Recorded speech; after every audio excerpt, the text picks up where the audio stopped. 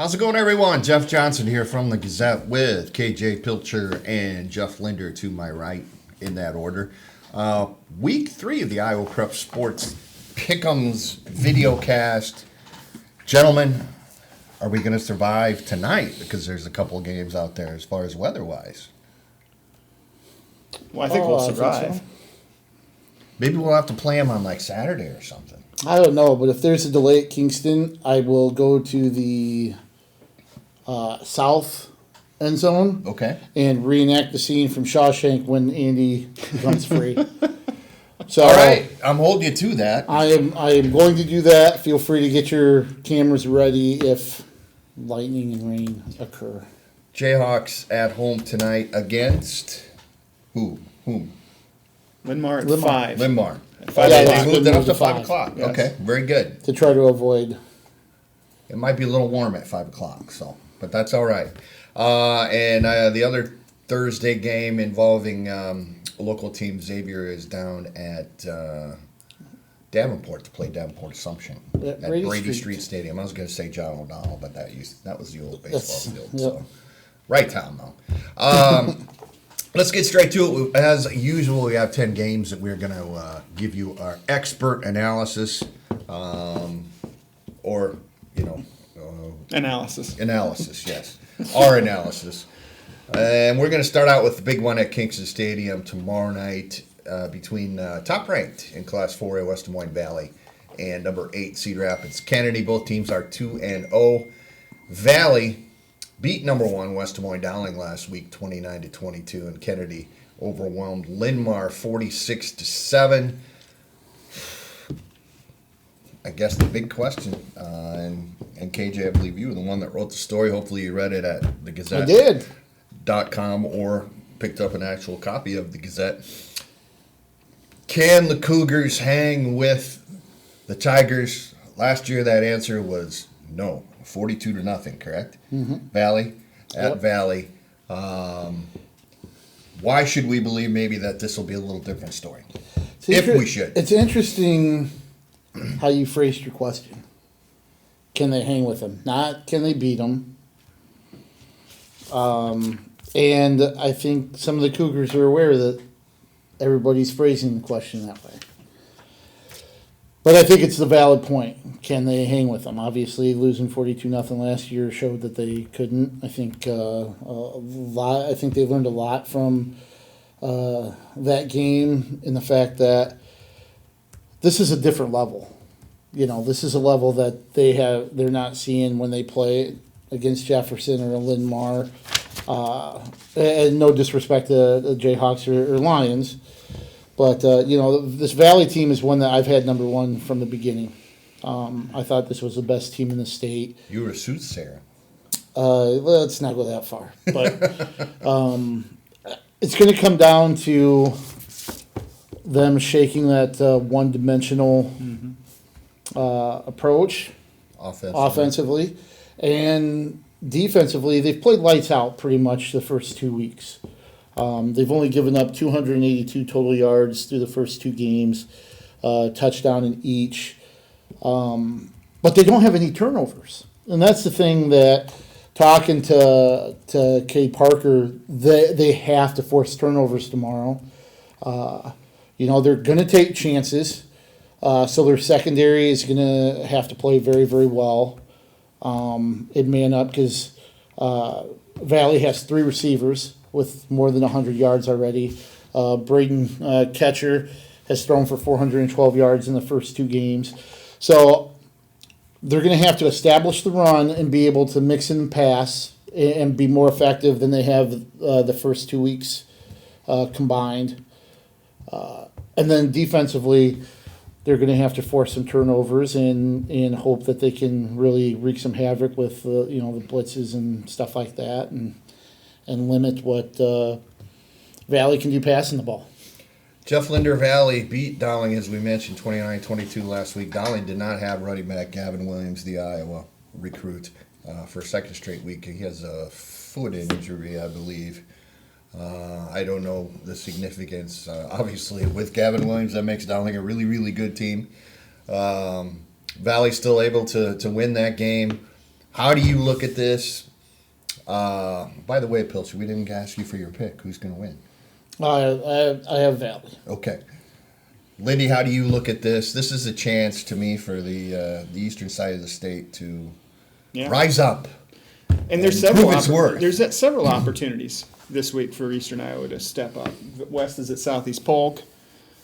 Prairie's at Waukee. Kennedy game, obviously. City High Ames.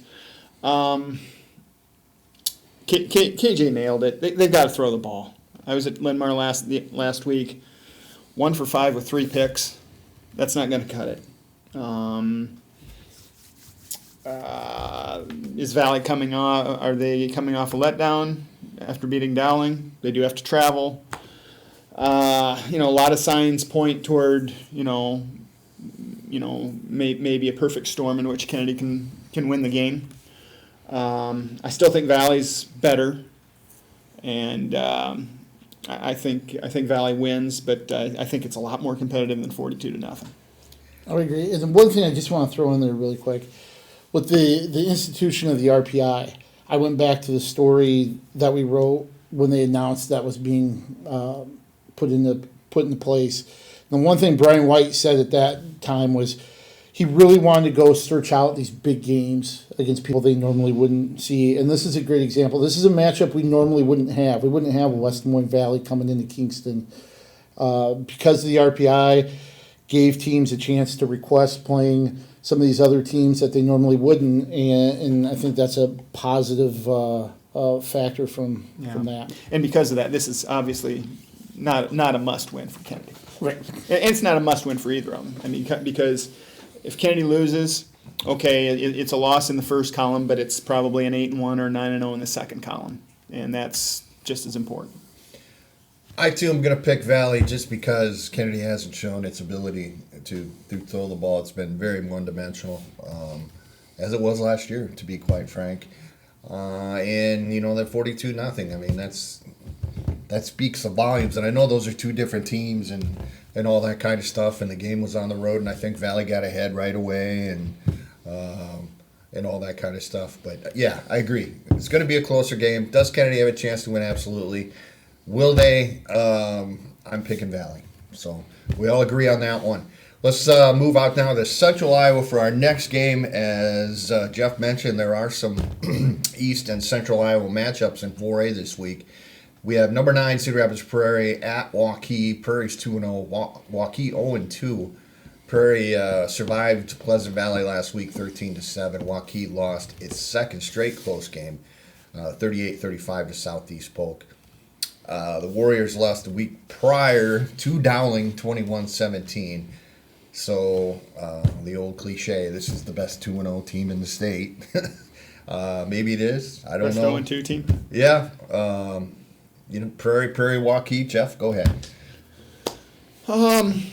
The two losses that Waukee has had are, I don't know if you can say they're impressive losses, but they're good losses, close losses to elite teams.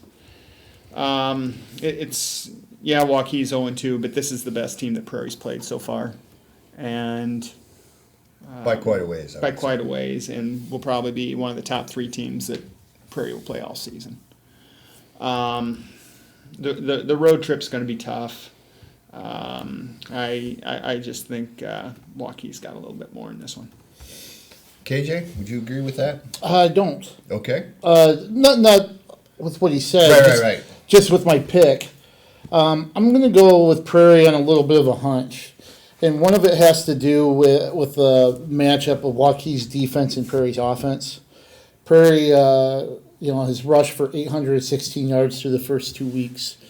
They've been able to throw it a little bit better. I think a little over 200 yards passing and stuff, so they can throw it when they need to. And Waukee's given up a good chunk of yardage in both of those games. He gave up 227 yards rushing to Tegan Johnson in the opening week. Jackson Daly threw for 214 yards in 2 TDs. Last week for Southeast Polk against Waukee. I think Prairie's offense has a chance to really do some damage. It might be kind of Loyola Marymount type scoring effort, kind of going back up and down the field. These two, but I think Prairie's offense against the Waukee defense might allow them to win kind of a high scoring game. I'm going with Waukee. I actually covered this game last year at Prairie, and I thought Waukee did a really nice job defensively against Prairie. So it's a situation where, Waukee has seen that offense, which is obviously unique, as we all know, and had some success against it last season. And then offensively, Mitch Randall, the outstanding quarterback, had a great game against Prairie last year, and he's back. He had I think well over 300 yards passing and rushing last week. Again, Eastern Iowa's got to rise up and start winning some of these games for me to believe that it is on that same same level consistently as Central Iowa and particularly those suburban Des Moines schools. So with that in mind, I think KJ's right. This could be a real high scoring game, but I'm going to take Waukee at home in this one. Let's also. First of all, can you imagine the excitement and the hype next week if Kennedy and Prairie would both win Friday? Ooh. That would be big. At John Wall Field for Week 4. That would be big. Man, that would be big, wouldn't it? Maybe game day will be there. Yeah. Game day at at John Wall Field. We can help set it up There you a little go. bit. So UNash and Dukes might be out there. yes, and KJ, That's I think our version of game day. you would be the one that would put on the mascot helmet for the game that you picked or the team that you picked, either the Cougar or the Hawk. I like it. This has possibilities, folks. Let's stay over in Central Iowa. Ames High, to be specific. Iowa City High at Ames. Both teams are 0-2. City High lost last week to Cedar Falls, 52-7. The Tigers are our third-ranked team in 4A. Ames lost to our number 7 team, Fort Dodge, 42-7. Bottom line here is somebody's going to get a much-needed victory. KJ, who's going to get it? I went with Ames. Just a little transitive property. And both teams have played Cedar Falls and Ames on the road. Played a little bit tighter of a game. I think either team could win, but right now, going to go with Ames. And speaking of the RPI, I think this is the neater of the rivalries that have kind of sprouted from that. Yeah. To go along with, in conjunction with the Iowa State game, you have City High and Ames playing each other in the town where the college game is going to be held the night before. So I think that's kind of a neat deal. Maybe game day will be there Friday night. Maybe game day will be there. Yes. Has City High beaten Ames since they've done this? I will effort that.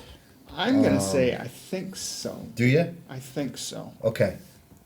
I know there was last year was maybe when Ames came from behind and won late. No, Ames won 35-0 last year. Okay, so it must have been 3 years ago then, or the previous time after that they played at City High. Yeah, you can effort that, KJ. You're all on this. Yeah, two teams, as we said, that need a victory, and I'm going with the home team here as well. I think Ames has scored 10 points all season, if I remember correctly. Not that means anything, but go with the home team in this one, right? I think so. The little Cyclones. So let's move up to Northeast Iowa for our next game, and I believe City High won the first edition 26-10. okay. And the game that you were referring to, I think, was a 30-27 win in 2015. Okay. I guess my memory wasn't totally faulty on that No, one. not at all. Class 3 and number 1 Western Dubuque in our next game is 2-0, and the Bobcats will play at Decorah 0-2. Western Dubuque 48-20 winner over Williamsburg last week. Decorah lost to number 2 Cedar Rapids Xavier 36-14. Vikings played Xavier very tough last week, so I imagine that is something that that they can hang their hats on going into this game now against very similarly ballyhooed team. Can I say that? Were they ahead at halftime, Decorah? Yes, 14-7. So, KJ, we'll start with you this time. What do you think here? You started with me last time, too. What are you trying to do to me, Johnson? Okay. No, I'm Lindy. just kidding. Western Dubuque has been really strong here. The one question is, obviously they're not going to take Decorah lightly because Decorah's tradition speaks for itself, but you almost wonder if there's anybody kind of looking around the corner at North Scott coming then next week. I'm guessing Coach Penner is going to have them locked in and ready to go. Calvin Harris has been good here to start. 274 yards and 4 touchdowns against Williamsburg. I believe he became the school's all-time leading passer, according to our friends at the TH this last week. But he's certainly kind of broke out. Didn't have to put up too much against Clinton. I just think Western Dubuque is too much for Decorah at this point. They might be able to keep it close for a little while, but I expect Western Dubuque to kind of do something similar as Xavier and really pull away late. Jeff Linder, Calvin Harris, 221.7 QB rating last week. I think that's pretty good. 4 touchdowns, no interceptions, 274 yards, 70.8% completion That's percentage. impressive. And he added a touchdown on the ground, too. Had 34 yards rushing. And, so. we're months and months away from deciding this, but he's got to be one of our front runners for male AOY 2020, doesn't he? He's on our watch list. Yeah, there you go. Western Dubuque's the favorite in this game, and I think it's a long trip and all that against a good opponent, but I think Western Dubuque's up to the challenge. One other thing, too, is you wondered who was going to replace Drake George after last year, and Will Birds That has running stepped back, in. 130-some yards last week and 3 TDs, including a 59-yard TD. So I think they filled his shoes okay so far. So we're all agreed on that one. I also am going to go with Western Dubuque in this contest. Let's go down or over to Maquoketa for our next game. The Cardinals 2-0 are hosting number 7 in Class 3A Independence, also 2-0. Indy with the 61-14 win last week over South Tama, and Maquoketa handily 29-7 over DeWitt Central. In I guess kind of a rivalry game there, that would be. These are old, now that I think of it, these are old rivals themselves, right? Conference-wise? Old Waukee rivals. Yeah, how about that? Jeff, what are your JJ. thoughts? What are your thoughts on this one? Indy certainly will go in as the favorite team. Yeah. Maquoketa does have the home field advantage here. I don't think Indy's as huge of a favorite as you think. Although they've been very, very impressive, but this will be their toughest test to date. They played, I think, was it Olwine and South Tama so far? Yeah, Olwine and South Tama. Maquoketa would be a step up in competition. I'd say this is Maquoketa's best team in several years. Just 1-8 last year. A chance to really kind of make a statement. They've beaten Anamosa and DeWitt in the first 2 weeks.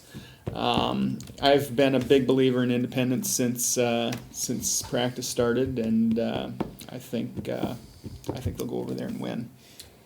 Indy's Logan Schmidt, speaking of high quarterback ratings, a mere 220.4 last week, was 17-21 for 270 and a pair of touchdowns. What did he do and no running interceptions. wise? He's a good rusher too.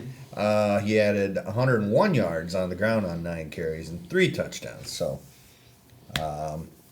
That's not bad. Obviously, dual threat quarterback Logan Schmidt is. I'm going with Indy here as well. I just think Indy's the better football team, and that will be proven out on Friday night. KJ, who you going with? I'm going with Indy, but one of the things to watch for is Maquoketa's defense and their ability to force turnovers. They had three takeaways last week against DeWitt Central, and they beat DeWitt Central 29-7. If they can win that battle against Indy, they're going to be right there with a chance to win it. But like Lindy said, he's been not high on Indy from the get-go, and he's starting to kind of win me over a little bit. So I'll go with the Mustangs. All right, clean sweep on their prediction. Let's now go to a couple of rated teams for our next game. Iowa City Liberty and Washington, Iowa. Washington we have ranked 10th. Liberty is 9th. Both teams are 2-0. Washington, very impressive win last week over Oskaloosa, 62-12. Liberty got past Waterloo East, 14-0. I've seen Washington. This is a good football team, has a good quarterback. I think it's good overall. And, haven't seen Liberty since last season, but obviously off to a strong start. These teams played last year. It was 35-19. Washington winning at home, so that's fairly close. For no particular reason, I'm going with Washington, Iowa in this one, and I'll turn it over to you guys. Washington, to me, has been a big surprise on the positive side. That said, maybe the small margin of victory for Liberty last week might have been a red flag, but a win's still a win. And I don't think Waterloo East is that bad this year. I don't know. I'm just hemming and hawing right now, but I'm going to go Liberty. Although certainly could go either way in that one. KJ? I've liked Washington. I've had them in my rankings from the get go. I really like Luke Turner at quarterback. I think you might have mentioned a nice dual threat. They're being able to run and throw the ball. He's got his hands on 8 of the Demons' touchdowns this season. Liberty's kind of gotten by with a close win over an 0-2 City High team, and then even though they threw the shutout at Waterloo East, 14-0 win, still closer than what maybe you think from a good team or a better team, I suppose. But I'm going to go with Washington on this one. All right, let's move down to Class 2A, where we have number 7 Benton Community at Centrepointe Urbana. Benton is 2-0. CPU is 1-1.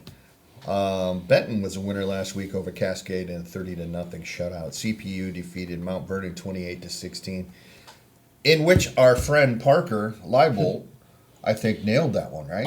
Actually, Parker was fantastic last week. He went 10-0, 11-0 with the CPU game, and I think he was 5 points off the combined score. I think he had CPU 28-21, and it was 28-16. So shout out to Parker for what he was able to do last week, and we'll have him do it again next week. Yeah, Parker, the IHSA wants to talk to you about its RPI, and maybe if you would like to help out with that too. So we'll get in contact with him. I do know he is very, very determined to whip the pants off both of you guys, which he did last week. Just saying, but so I've got big shoes to fill with my picks. By the way, if you want to do that pizza up for a Pizza Ranch wager, Parker, let's do it, buddy. Bring it on next week, huh? There you go. Do they have Pizza Ranch in Centrepointe? Oh, it's not that far a drive out there. A pizza place. They got a Pizza place, yes. And they got Jonesy's. They do have Jonesy's. Well, I'll jump in. Just 2 words: Clay Krause. Believe he has some connection to Cedar Rapids, Washington. part of the Shaw family. Scott that and right? Jeff Shaw, that played at Washington. He's been fantastic so far. 531 yards and 6 touchdowns. Also doing it with his legs a little bit, with a couple scores there as well. You know, kind of hit a question mark with Benton about, you know, Goodchild not being there. They lost Matt Davis and some They other. lost a lot. Yeah, a lot of key players from last year's squad, but right now they really seem to be clicking, at least offensively, through the first 2 weeks at 81, outscoring their opponents 81-7 so far. So, like the Bobcats at this time, and hope I don't throw the old Pilcher jinx on them. Yeah, Jeff Krause had 402 yards passing last week, which I would have to think is probably a Benton school record. sure could be. But he's been terrific, and they've kind of turned into a passing offense. It seems like a little bit after being Matt Davis offensive heavy last season, right? Yeah, and their defense has been very good as well. I don't know how many yards they've given up, but you see a 7 and a 0 on the other team's side here for the first 2 weeks. Centrepointe raised some eyebrows, I think, with a win over Mount Vernon last week. That's a good win. I certainly expect this to be a very competitive game, and looking forward to going up there and seeing my favorite mascot Friday. But, Stormin' Norman. That's right, and but I think Benton's probably the stronger team right now, and I'm going to go with the Bobcats in this one. CPU Keegan Coppendryer is the quarterback, 6'5" junior, which is just I don't know. I love saying that name. He's got to have one of the best names in high school. Looking forward to football riding this him. season. So yeah, No, there you but go. you gotta love a 6'5" QB. Yes, absolutely. Seriously, I mean that's something you can work with as an offensive coordinator. Let's go to Class 1A for our next game. Number 3, West Branch 2-0 at Williamsburg 1-1. West Branch defeated Wapello last week 24-7, while Williamsburg lost to our aforementioned top-ranked team in 3A, Western Dubuque, by a score of 48-20. West Branch, I don't know, the first 2 games they haven't really blown anybody out, but they've gotten the job done, I guess, guys, and that was an example of that last week. In another really, really tough game for Williamsburg here. Yeah, really tough schedule early on for Williamsburg. West Branch is just kind of getting things done. They've been strong in the second half in both games, I think. I think they were down 7-0 or 7-3 to Wapello at halftime last week and came back and kind of made their superiority known in the second half. I'm going to go West Branch in a pretty close game. KJ? I like West Branch's defense. So far, they've really limited what teams can do. I think they've given up less than 300 yards here through this first 2 games and only 13 points. Just a solid defensive unit. Forced 4 turnovers. I think this is another tough one for Williamsburg. Be interesting to see how they bounce back after that game against Epworth. But going to go with West Branch. West Branch had just a little over 200 yards of total offense last week, so not a ton there, but did pretty much stop Wapello, especially in the second half, as you guys mentioned. And speaking of weird, Williamsburg, 172 yards passing again last week. So I think they've been much more of a passing team than a running team this season, which is always pretty interesting deal. As we know, with Gage Hayes in favor, as everybody knows, he was an outstanding All-State running back, and it's just the way that the Raiders have always been built every season. They've just kind of been a power running. Yeah, if there's type of anybody that can adapt, it's Kurt Ritchie. Yep, he's outstanding. Play to your personnel. Don't try to shove around. But I do think this will be a close game. Around hole. Right. I do think this will be a close game, especially being at Williamsburg. But I'm going with West Branch here in a game that I'm going to say is going to be decided by 10 points or so. Let's move down to Class A for our next couple of games here, and a couple of nice ones. Number 2, Wapsie Valley at number 5, North Tama of Prairie. Try and say that fast 5 times. 2-0 both teams. Wapsie defeated Denver last week 13-6. North Tama was a 14-0 winner over Lisbon. So neither team with a blowout type of win last week. They kind of were able to slug their way through it. Jeff, we'll start with you. Who did I pick? Did I pick North Tama? North Tama. Okay. This I like North Tama. This says North Tama. That's a good district. I think you got those two. You've got Grundy. You've got East Buchanan. They're all 2-0. You got Hudson that's 0-2, but defending state champs.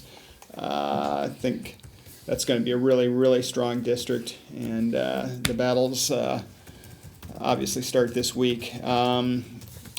North Tama, surprised how close that game was with Lisbon last week, but they haven't, Red Hawks haven't given up a point yet, and I see this being like a 7-6, 7-0 kind of game. With I'm just going to take North Tama on a whim. KJ, Skylar Staker is the Red Hawks quarterback, so he's got to be related to Tyler, the head coach at Co, and Steve, the former head coach at Co.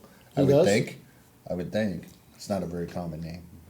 Maybe you guys can help us out with that. But he's their quarterback. Wapsie last week, as you mentioned, Kobe. There were Pilchers in Cedar Rapids that we're not related to, so I don't know. Well, no, the story I heard was they just didn't claim you. Well, that would be true. Kobe Rissi, 203 yards passing last week for Wapsie Valley. Trevor Sauerbrei, 101 yards rushing.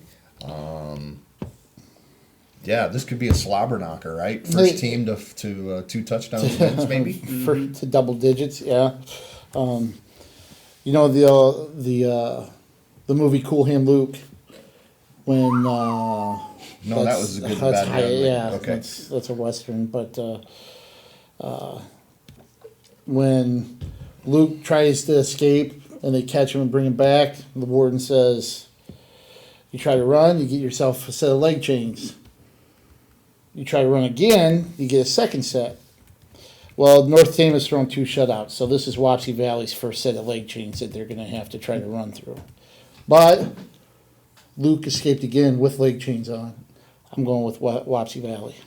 And if you can follow any of that, I'll give you credit for that. He's going with Wapsie. It's better than saying, "Oh, his name's Staker. He must be related to somebody from Cull." You know they're from Sumner, Fredericksburg, so. Are they? But anyway. Okay. Move on. I got North Tama, I think. NT, that's who I'm going with. Home team. You always have to go with the home team in this one. So, our final game, back in Class A, number 4, Edgewood Colesburg, 2-0. Host, East Buchanan, also 2-0. East Buck beat Clayton Ridge last week, 26-7. Edco shut out Starmont, 40-0. Take it. Whoever wants to go first. Take it away. You know what we said about not a lot of points and chains and all that stuff. I think we can say it again. I think it's going to be. Yeah, there's no stakers involved in this one. I don't think. I could be wrong. There's a stainer. Okay. Close enough. Close. I see a really low scoring game, although East Buck played a 4 overtime score-a-thon with Mac Valley a couple weeks ago. But I think Edco, you know, what they've done the last couple of years is certainly worthy of my pick in this one. KJ. For no rhyme or reason, I'm going with Edco just because they're a team that's, you know, I think their resume is a little bit stronger at the moment. And they seem to be they've been able to pick up where they left off a year ago. So I'm going to go with Edco. I am as well. We look at the stats from last week's game. For the Vikings, Keegan Hansel had 194 yards rushing. They had two quarterbacks play, and they combined for 180 yards passing, almost identical yardage. Parker Rochford with 87 and Jack Wiskus with 94. So, I give Jerry Alden, I think, is a tremendous coach. He's done a great job of kind of reloading again here with this East Buchanan football team. But right now, anyway, I think that goes just a little bit better, and I am going to pick the Vikings as well. All right, so Friday night coverage. Everything you need to know at thegazette.com. We have a running scoreboard. Get on there, and that'll be updated all night long. A place you need to go for scores as the games go on tomorrow night. At K.J. Pilcher is his Twitter handle, and Pilchy, I believe you have the big one out at Kingston, correct? I will be camped at Kingston all this week. So tonight with Jefferson Linmar and Friday with Kennedy Valley. At JT Linder, you are, as you mentioned, headed out to CPU to see Norman. In Benton. Storm Norman. And CPU.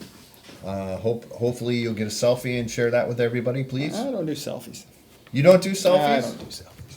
Okay. Nobody wants to see a selfie of me. Well, they want to see Storm Norman, though.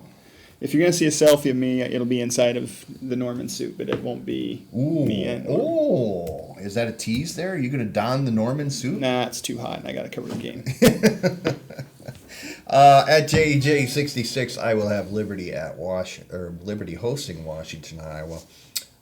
Any last thoughts? We're already after tomorrow night. We'll be a third of the way through the regular season, which is hard to believe. Boys, anything that's really stuck out to you in the first 2 weeks or the first 2.5 weeks? You throw week 0 in there. Up until today, the weather has been fantastic. Yep. By the way, so I wish it would continue. Yeah, doesn't sound good tonight. Cross country meet's already been knocked out. Should we ask who you going with here in the Iowa State game? No. My head. I mean, my pick's gonna be in the paper Sunday, so I'm gonna throw you guys under the bus here too. So my head and my heart say two different things, so I'm not picking it. Okay, so he's saying Iowa by 53. No, KJ. I will, for one, don't care. I won't be watching it. So. I will be covering Co-Cornell. There you go. The very first football game under the lights at Clark Field in Northeast Cedar Rapids. So. We also need to give a shout out to our producer Nathan Ford here. His alma mater 2-0, the Grinnell Tigers. Salute. Who do the Tigers have this week? He's so wrapped up. Do you think in we were this. talking about Wartburg? Oh, get out of here. No offense to Wartburg, folks. I got this, Nathan. I got this. So, you were hosting, or no, you were at ADM, and that is not Archer Daniels Midland down here. Did you on the say west side. Tigers? Tigers and Tigers. Tigers and Tigers. Orange Tigers are better. Ooh, there you go. there Orange you go. Tigers are better. I love it. All right, we're signing off before we get into any trouble here. Thanks for joining us for the Week 3 edition of the Iowa Prep Sports Pick'ems. For Jeff and KJ, this is JJ saying thanks for watching. Tune in tomorrow. Hit our Twitter feeds and enjoy all the Week 3 games. Take care, everybody.